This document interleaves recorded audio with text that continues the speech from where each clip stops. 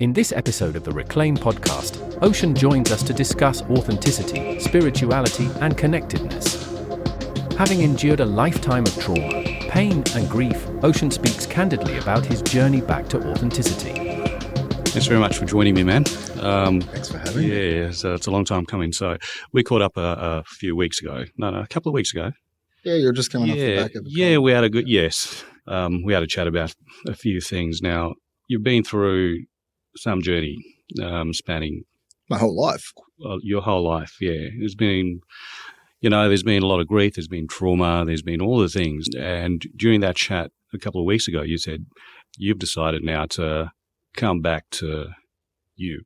Yeah, back to authenticity, yeah. Well, that's been a bit of a conscious decision for probably about the last 2.5 years. I got to a point in life and there was just so much external pressure and I had to make a choice. Like, do I let this consume me or do I find a different way?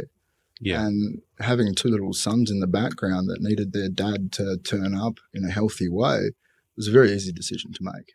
Yeah.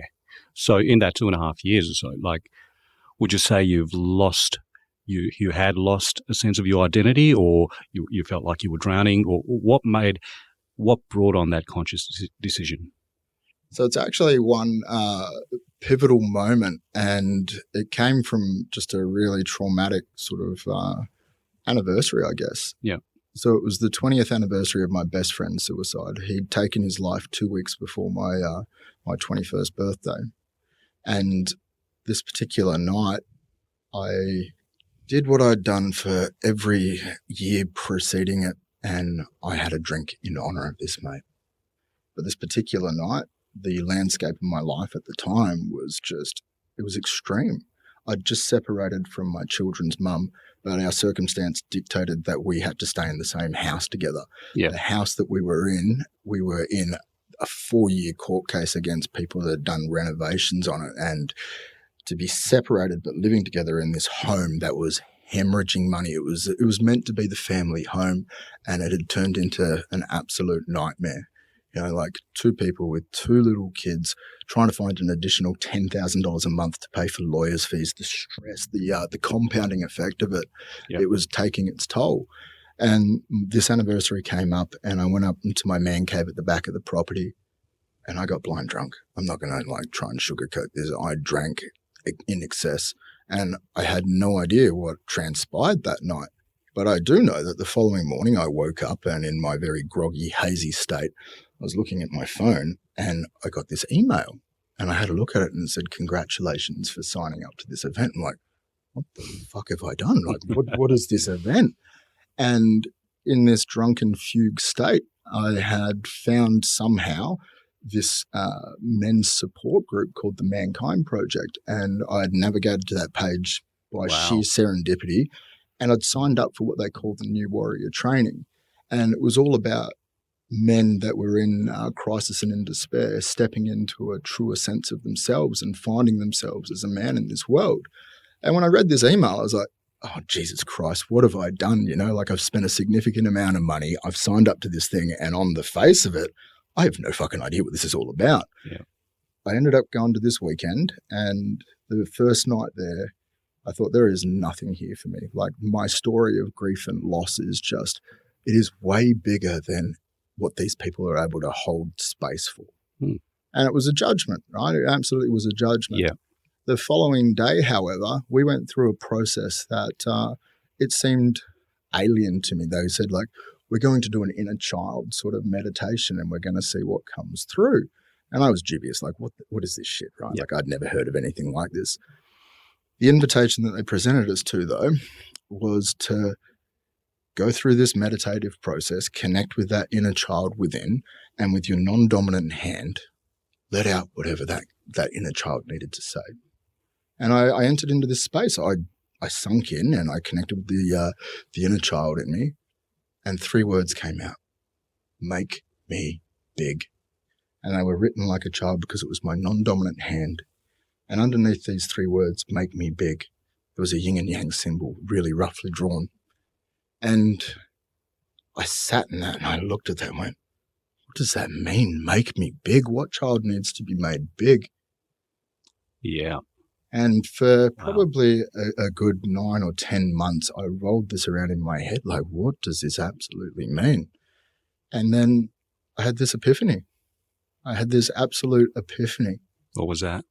The name that I was born with was Kieran, and I Right. never liked it. It honestly, it felt like, I don't know, a Hessian jumper that was 3 times too small. Like it just felt really constricting. Yeah. It never felt like it was me. And then I looked a little bit deeper into the name Kieran, and it literally translated to the small dark one. And I'd had enough darkness in my life, and I'd been made small.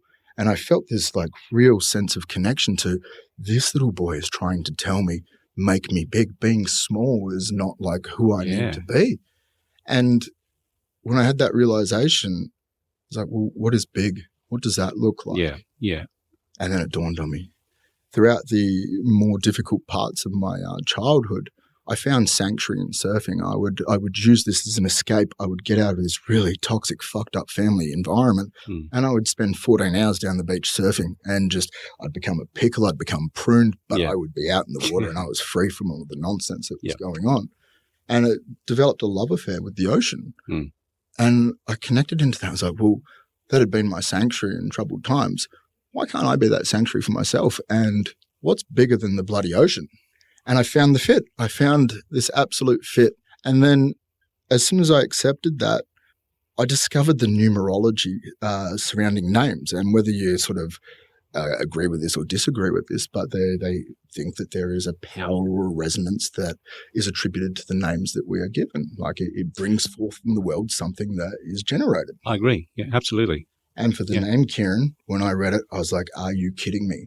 And said, this is a peculiar name. It is surrounded by unexpected loss. It's just one thing after another, challenge after challenge. You are met with adversity. And in parallel to that, the name Ocean, it came forward. And the numerology behind that was great success after adversity. And adversity, you come through and you find yourself. And I felt this resonance with it. So you're on that path now, reconnecting with ocean. And it's probably not as simple as it sounds, because authenticity is multifaceted, right? Because to be truly authentic, and I don't think it's a destination. I think it's a constant journey, because every season's going to require us to pivot to some sort of version of authenticity. But yeah, so what's the starting point then? Because I don't think there's a universal step-by-step process that you could share, do this and that and that and that in this order, and that'll bring you back to yourself. I mean, there are absolutely different modalities, and they would probably be catalysts, I would say, to bring you back. But where do you start? Well, for me, the functionality of changing my name, it's not easily a thing to do structurally, right? Like you would be surprised the number of places that this identity exists within. And to get that changed, there is quite a process to go through. Yeah. But for me, the concept of authenticity was, well, my desire to do what is right for me is now greater than any kind of belief of what someone might put on me as judgment. So I know this to be what I need, and I honored that. And in the process of honoring that, it deepened that connection to self. Yeah. And then what I found that life became more of a fluid state. Where there was tension in the past, I was now able to accept it from a position of consciousness, where I was able to observe things and see whether it was the right fit for me or the wrong fit for me. And in the past, I would not honor this inner dialogue that was giving me direction. So there's always, for me, been this this sort of voice that's like, hey, don't do this. Like maybe you should consider this. And I tried to tamp it down. I tried to repress it. I tried to push it to the side. I didn't want to acknowledge it. And every time I fought against that inner dialogue, shit would go sideways. I would find tension and chaos in my life. And then I started to trust it. And the more that I trusted it, the more that I stepped into this sense of identity, and more that I stepped into this sense of authenticity, and life has expanded beautifully. The way to do it, as the way to do anything, is from the inside out, because we're so conditioned from the day we're born. We're just programmed. There's societal programming. There's family pressures, parental. There's media. And we have, for each scenario in life, we have these personas almost, like you different persona at work than you would do at home, in a social setting. None of those are necessarily authentic. Like, you're just playing a part. You're playing a role in each of those settings. A performative sense of self. Yeah. Yeah, that's a disconnection. That's a disconnect. Yeah, from your true identity, right? Correct. Yeah. So rather than peel away these identities from the outside, if you reconnect from the inside like you've done, all this outside noise will just dissolve. Yeah. Essentially, because you then have that discernment of what works for you and what doesn't. So you don't have to then, you're not forced into acting in a way that you're not comfortable with, that is a disconnect. Yeah. It grates so hard against who you are that you just can't possibly follow through with that mask. Oh, that's exactly right. Yeah. And I'm going to share this with you. Yeah. I have thought into this space deeply. Yeah. And at a really sort of probably esoteric kind of level. But for me, it was a truth that I found within that gave me great ability to move into this with grace. Yeah. Do you mind if I share this with you? Please. Absolutely. Go. So where this took me was in the darkest moments of probably 3 years ago, the landscape of life, I've alluded to a little bit of it, but there was so much more. The separation from the kid's mum, all of these legal issues with this house. My oldest friend in the world at the time was dying of a cancer that only 4 people in history had, right? So I'm experiencing the slow, painful death of my oldest friend in the world from a cancer that only 4 people in history had. And I became hyper-focused on the end of existence. So I was Googling and looking at YouTube videos about the end of time and what that would look like in a physical structure and like how that would play out. Yep. And it was such a dark place to go to. It led me to this place of hopelessness. Well, what's the point, right? Like, we know that there is going to be this end point, and it just seems also arbitrary to think that this flash in a pan of consciousness that we have got has any bearing whatsoever. And I probably sat in that space for a good 2 or 3 months, and then randomly I met this really intelligent older gentleman out one night, and he said, "Stop focusing on the end, focus on the beginning." And something in me clicked. I was like, huh? I'd never thought about that before. And so that completely pivoted my mindset, and I started to think about the beginning and origin of life on this planet. And it's a profound story, right? The best estimate that we have at the moment is that our planet's 4.5 billion years ago. And it took about 1 billion years for it to cool down and conditions to kind of really temper down. And it finally did. And around about 3.8 billion years ago, their best estimate of what occurred was that singular cell bacteria came into existence on this planet. And then, through whatever mechanism, divine intervention, entropy, who knows, one of these bacteria cells decided to become 2. And so began life on this planet. And the beautiful thing about this is that has been a continuum of existence, unbroken, unstopped, since its inception. And we are all part of that. Yep. All of us, every single living being on this planet can be traced back to that one singular event. And when I look at life from that vantage point, it allows me to see that there is no separation between any of us. It allows me to see life through this beautiful lens of not only a mathematical improbability, but a connection to something that maybe I'd never felt connected to before. Yeah. There is no separation between any of us. You are an expression of consciousness. I am an expression of consciousness. And our biological being, there is nothing that separates us as other than some physiology. You might be a different size, different shape. Yeah. But essentially, you are the same thing as me, observing life through a lens that you get to determine. Absolutely. And then coming back to that conditioning I was talking about, that programming, it comes down to the media as the biggest culprit. They will spew out propaganda as to why we are different. Because all of the traction that we get in media cycles on social media, they are very well understood that it is the negative stuff that gets far more bandwidth. Correct. Yeah, we Yeah. have this innate human mechanism that views suffering as something that we observe, and we observe it greedily. Yeah. And the reason I think that we do that is because, we don't want the suffering that those people have got. Imagine if our life was like that. Yeah. So our attention, our focus is on everything external, rather than coming back to ourselves. And if everyone can do that, come back to authenticity, it'll be a very different world we live in. Yeah, look, I think there needs to be some boundary that's placed on authenticity. And that's what authenticity is, like getting to know Self, good and bad. Yep. And if you are able to, work on the stuff that you need to work on. Correct. And it is good meeting different people with different, eccentricities, different sort of flavors. Yeah, it's rich. I like that. Yeah, absolutely. I really like that. What do you like about it the most? What I like about it most is I think I learn from it.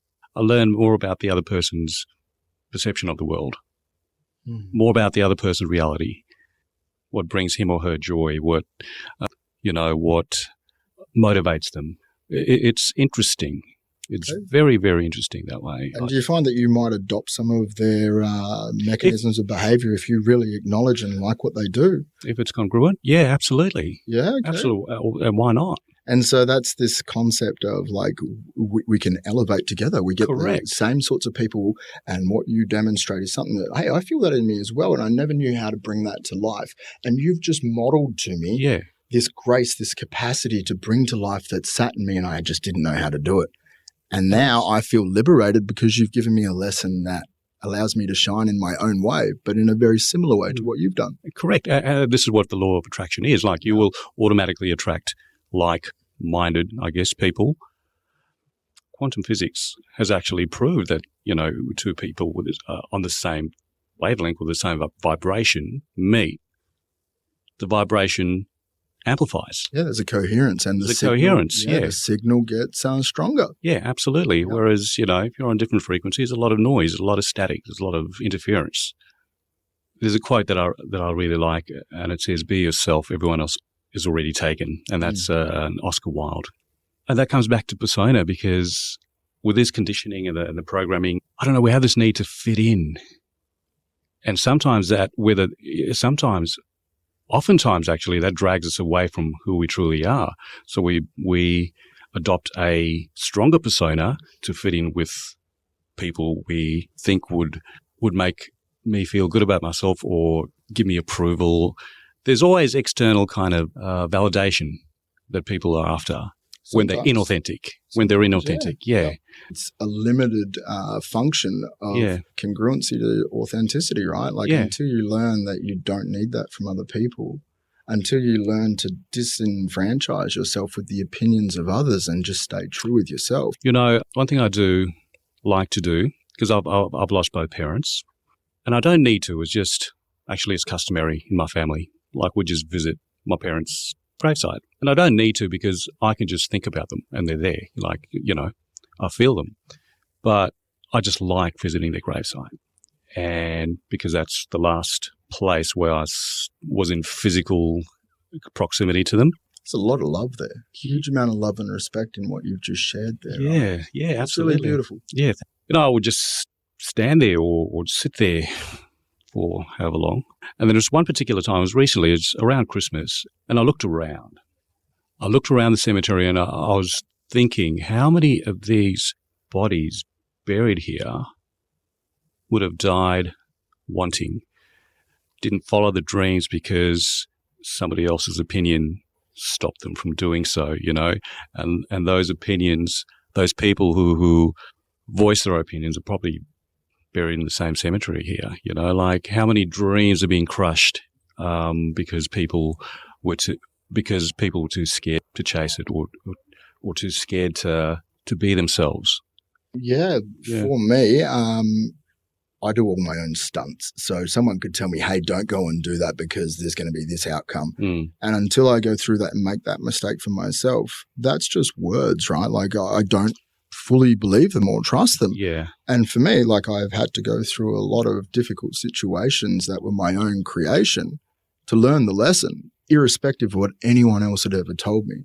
And for me, that sort of had been prohibitive. But then I also see it as like, no, like for a long time, I have stood my own ground. Like I've had this sense of sovereignty and I don't really care what anyone else has said. You know, I've gone and ran my own race.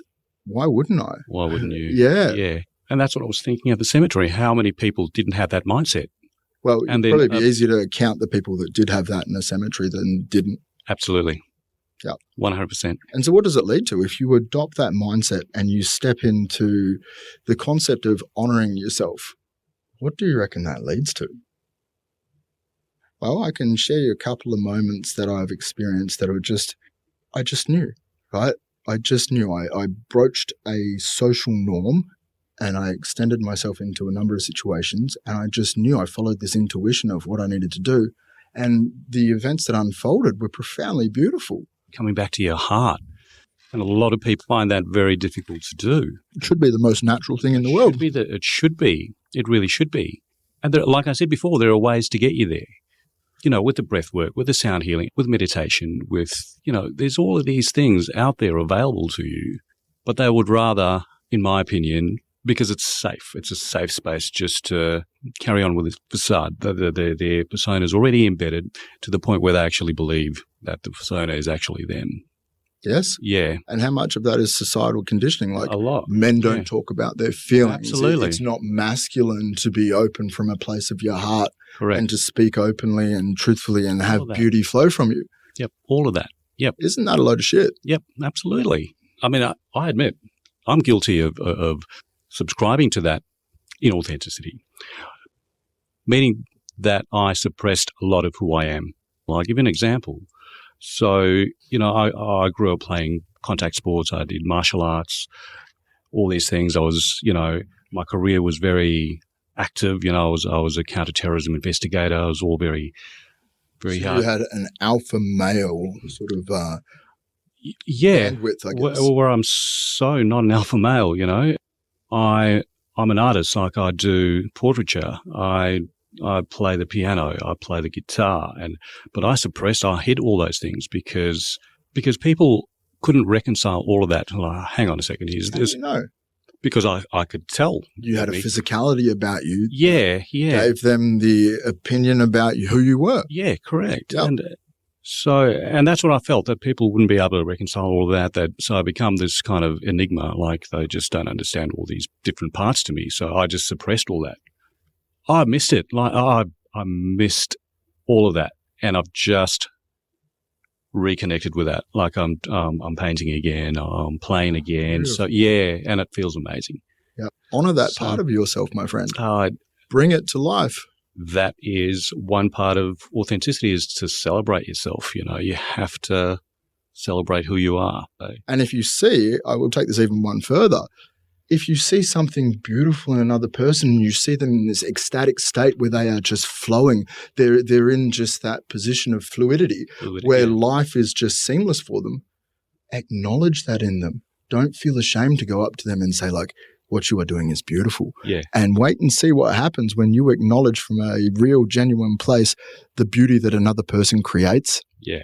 It empowers you and it empowers them and it expands out and good things happen. Really good things happen. Yeah.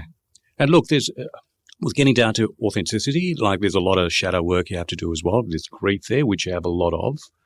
You know, there's a lot of healing to be done there. But you can be authentic and still carry trauma. But it's how you process that. It's right? how you process it. So if you step into a position of authenticity and need to navigate trauma, there is an innate sense of what is going to be right for you somatically in your body. What is the movement that you need to go through to express this? Yeah. You're going to be more conscious of like, well, this is an emotional state that I am in because of X, Y, and Z, and it has taken me from a center of peace. What do I need to do to return to that place? Because it's inauthentic for me to stay in this position of emotion that is not who I am. And you get to consciously choose this, right? Yeah. You do. Yeah. And so I would say that part of the healing journey is to tap into this authentic self. It has definitely helped me to just give acknowledgement to what has hurt me, to like speak into it, to not try and repress it and push it down. I did that for far too long and it would come out in really terrible ways. and to acknowledge authentically, like, hey, this is really impacting me. It's really what I'm feeling right now. You give the emotion the ability to move through at a far quicker pace. Mm. So for anyone listening or watching, if they're sitting there thinking, well, yeah, I'm very uncomfortable with my current, like, I know I'm not being myself, but I don't actually know who that is. Mm. Where would they start? Where do they go? Like, that because that feeling of Who am I? who am I is Fundamental, right? Yeah. Who am I? If and I it could take be away, so overwhelming that people just yeah. look, this is going to be too hard to. So on that, if you ask the question of, well, who am I? If you take away all the data of all the story of your life, what's left? What is the life force, the being that is left when you have no connection to the story? Mm. And when you sink into that space, like, is it that you have a beautiful heart? Have you got a mercurial mind? What are you? And then start at that point when you fully acknowledge what you are. But you've got to do that in isolation from the story that has surrounded you, because that is not who you are. That'll give you a lens at how you observe life, but you're not that story. You're not that entity. And you get there through stillness, through slowing everything down. Absolutely. Disconnecting from the story and just connecting Yep. deeply. There is profound flow-on effects in every facet of your life in honoring this part of yourself that might have laid dormant, that was never given a voice, was always made small. Yeah. And you just got to break through that mindset of what other people might think of you, because it should be nothing to do with them. It should be about how you feel about yourself, what you think about yourself, what you know to be true. Be yourself, because everyone else is taken. I forget the author, but he lists 5 principles of authenticity, I've listed them. So one's knowing yourself, transform your fear. And I think that comes back to the point you just mentioned of, others' opinions and fear of what you might find if you dig deep. You might not like what you find down there. So you've got to bring the darkness into light, the shadow aspect of yourself. Exactly. So, and that's the thing. You've got to embrace and celebrate yourself, good and bad. Acknowledge the bad and then do what needs to be done. Absolutely. To bring that to light. Absolutely, right? Like, if you carry that around and you repress it, I guarantee you it is going to turn up in your life in unexpected ways that will have a negative consequence. Yeah, absolutely. You bring the darkness into light, it takes the power out of it, you acknowledge it, you accept it. That is my humanity. Everyone has this part of themselves. This is just my version of that. Yeah. Yeah. Exactly. Express yourself. Be bold is the 4th one. Sorry? Be bold. Life is short. Follow your heart. And that's the thing. Life is short because, the most valuable commodity we have is time. So we squander it. Yeah, you made reference to all these people in the cemetery. Yeah, we really do. We live our lives as if we have an endless supply of time. Yeah. And you and I both know how fragile life is, how quickly it can be taken away from us. We've both been there. We've both experienced it. Profound expanse of understanding of loss. You do. One of the hardest things for me to reconcile in that space was the potentiality of life that got lost, right? The beauty that was lost in that choice or the choices that people had made. Yeah. And the last one we talked about, celebrate who you are. You can celebrate who you are and it not be egotistical, right? Absolutely. There is a vastly different. Yeah. Yeah. So an egotistical person be like, look at all this money I've made. Like, look at how awesome I am. Like, look at me, look at me, look at me. Yeah. Whereas in authenticity, you don't need anyone to look at you. You're just like, I feel gorgeously alive. Like, this is an immaculate feeling that I connect to this concept that I am alive. I exist. I am here in this moment, and I am sharing it with all these other people that are here in this moment too. Exactly. That's amazing. We're all miracles, to be fair. In the most profound sense, when you look at the mathematical improbability. Celebrate that. Yeah. What's not to celebrate? And you can use that vantage point to navigate away from all the shit that causes you pain. Yeah. So where are you sitting at where are you at? In my personal life? In your personal life, in your journey. There are challenges that there's I always face, going to be challenges. significant ones, Yeah. where in the past I would have seen them as the reason to escape, to run away from them, to find any mechanism to avoid the feeling of pain that created. That's no longer an option. Yeah. And instead, there have been moments in the last few months where the expanse of my emotions have been real and they've come to the surface, and I haven't liked what's come out at times. I've had profound sense of sadness and profound sense of grief and hurt and pain, but it doesn't stick around. I go through it, I move through it, I acknowledge it, and then I recalibrate back to this understanding of my higher self, of my truth, which is that this is a beautiful experience. There's no concept of good and bad. There just is. And I place this label on, well, it should never have gone like that. According to whom? Yeah. According to whom? Yeah. Nothing was promised. Nothing was guaranteed. And if I put a lens on, that shouldn't have gone like that. Yeah. We all have this the notion that when things don't go particularly well, it was like, okay, that's off script. Like, according to my map, I should be here. Who wrote that script? Yeah, exactly. I'm finding these challenges in life, they are inevitable. They will always present in many different forms. But the discovery within myself is how now I move through them and navigate past them. Yeah. Whereas I would bottle them up and would have repressed them, now they're brought into the open, they are acknowledged, and then see you later. I'm going back to this place that I know feels delicious. I've been guilty of suppression, and it bit me in the bum with my PTSD diagnosis. I suppressed a lot of what I came across in my career, as by virtue of the culture of the organisation as well, and police in general, or emergency services, basically. Sweep it under the rug. We don't want to know about it. Carry on. Yeah, exactly. So I fell for that. But that was never your structure. That was never your truth. That was something that you were asked to adopt and to fit into. Absolutely. And also, on the other side of the coin is conditioning. You're a guy, especially the guys. Like we don't cry. Boys don't cry. Boys don't do this. Like man up sort of thing. So I subscribe to that rubbish. Look, I've lost 12 mates to suicide. You have, yeah. I've lost a disproportionate number of people that I have had love for to suicide. And I guarantee you right now, each and every one of them didn't express themselves to the extent that they needed to. Yeah. And what's worse, putting someone into a coffin and farewelling them while their children stand by absolutely devastated. Is that the masculinity that we need? That is antithetical. Yeah, True masculinity is that man still being here, being a father with his children. That is stepping into something where if he feels the need to cry, there should be no judgment, no shame. It should just be like, hey, man, you need to get that out because you've got to go over here and be a really good dad to these kids. Yeah. It'd be much better that you stayed around and raised those children rather than feeling so utterly hopeless that you stepped into the abyss. Something needs to change. And the thing that needs to change is the concept that men don't talk about this, that they don't cry, that it's masculine to the extreme that you would rather take your life than open up your heart and express yourself truly. Now that's manning up.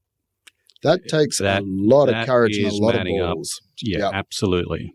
I mean, men really do have – I've been to a few workshops, and one thing they bring up is that one of the pressures they feel hard to deal with is unrealistic expectations. So I think what they mean there is there's too much expected of men, like to be stoic and, the old version of stoicism, just hard-nosed. And to a degree, you need to have some of that. You need to have that in your toolbox of like things that you can use to carry forward. But it can't be. Yeah, I'll say resilience rather than stoicism. It can't be the only thing that you apply to the situation. Can I share something with you? I mentioned before, there are people out there that, we're talking about authenticity and they want to dive into that, but they don't know where to start, like who am I sort of thing. So this book lists a series of questions that would potentially lead you to a starting point. So what it says is, and I'll just read them out, is what is most important to you in your life? What are you grateful for? What are your core values? What motivates you in the most important areas of your life? What do you worry about most? What brings you joy? What are your priorities? What upsets you the most? What gift, and I like this one, what gift do you have that you wish to give to others? I like that one. What is your gift? I have a few, but the one I'm most proud of is that I am, at my core, a humanitarian, and that's the gift that I want to give, because really considering my background in terms of what I did for a living and the people I dealt with, I really should be quite jaded and, you would think, about people and quite skeptical about humanity, but I'm not. I actually have a lot of faith in humanity. I do. Why? Because when you've been shown the opposite of that belief countless times. I still believe good outweighs the bad. There's some evil people out there, but there's some good in there. There's good in there. Your gift to the world is this implicit knowledge within yourself that you are good. Yes. And that good can be found elsewhere. And you just might need to be the shepherd that helps people to see it for themselves. That is your gift, sir. And it's beautiful. Thanks, bro. What's yours? My gift is that what has occurred has not been able to become the dominant factor in my life. Yep. That I've found this way to maintain my heart, maintain my compassion, and in that find this really beautiful connection to myself. When I really, really look at who I am and go back through all of the data, all of the stories, I have this implicit understanding that there has never been a part of me that has wanted to hurt another human being. There has never been a part of me that has consciously done anything to cause disadvantage to anyone. I know in my truth and in my completeness that who I am at my very center is worthy, is beautiful, and is about to make himself as big as he possibly can. Oh, amen to that. Bro, this has been a treat. Mate, Thanks so much for sharing all that, man. The opportunity to do this has really been fantastic.